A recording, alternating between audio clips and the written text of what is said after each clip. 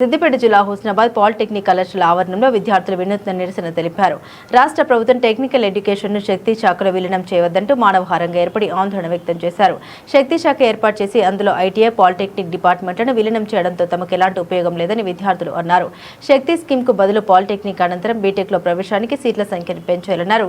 విద్యాశాఖ మంత్రిగా ఉన్న రాష్ట్ర ముఖ్యమంత్రి విలీన ప్రక్రియను ఉపసంహరించుకొని జీవో నంబర్ 97ను వెనక్కి తీసుకోవాలని డిమాండ్ చేశారు. ఫీజు రియంబర్స్మెంట్ను పెంచి బకాయిలు విడుదల చేయాలని కోరారు.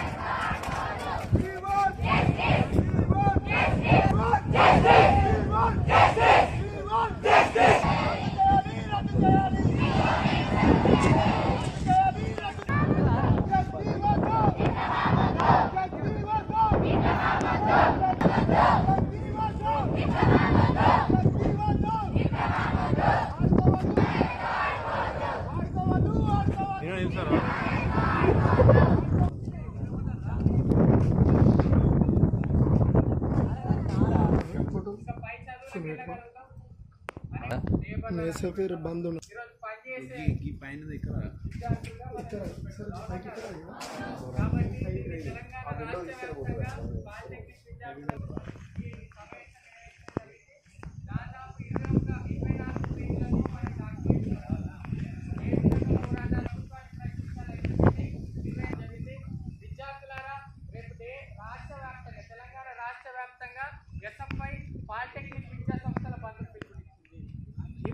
ఎందుకంటే ఇక్కడ ఉండే మన నాయకత్వం కొంత లోపం ఉండడం ద్వారా నిన్న మొన్న పోయారు. అందుకుండా రావాలని చెప్పేసి ఈ సమయం తీసుకొని ఇక్కడ దాకా వచ్చాము. రేపు స్వచ్ఛందంగా మీరు బంద్లో పాల్గొనండి. అవసరమైతే సిద్దిపేటలో రేపు మేము ఉమెన్స్ పాలిటెక్నిక్ నుంచి మేము కానీ చదువులో పోవాలని చెప్తుంటే ఈరోజు కేంద్రంలో ఉండే నరేంద్ర మోడీ సర్కారు ఈరోజు ఏదైతే ఈరోజు మన అందరినీ కార్మిక వాడిని చేస్తారు. అవునా కదా? అవును. మనమందరమేమో పైన కొండంత ఆశ